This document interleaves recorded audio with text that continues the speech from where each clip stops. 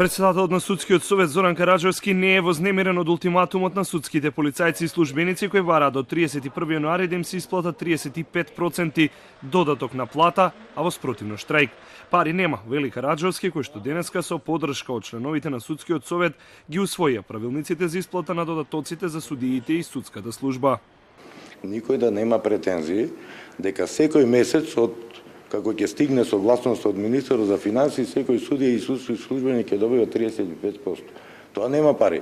Можеби нема да останат ниту еден денар средства и нема воопшто да биде исплатен, иако стои како право тоа. Се зависи од искористеноста и законската можност. Најавата дека нема да има редовни исплати на додатоците не им се допаѓа и на судиите. Од Сдруженијето на судии ја смируваат тензијата дека прво треба да го чујат ставот на владата, а потоа да тужат. Судскиот совет изутринава заглави во дискусија за примената на законот за јазици.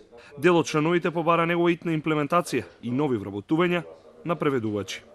А ваму да нема место за преведувач на албански, што ќе ни треба, па да чека додека дола на пензија кафекуварот или работникот на кујна, да се пополни тоа место. Жал нам, податоците што ги имате не се точни. Караджовски е уверен дека примената треба да оди полека, за да не се закочи работата на судовите. Судијата што го води процесот го пишува на еден јазик, па потоа се преведува. Знаеме оригиналот е на тој јазик на тој што е прв пат напишан. Па потоа имаме друг состав на суд во апелационен суд, па оди до врховен суд, па до укинување и на крајот е прашањето дали ќе се изгубиме во преводот или не.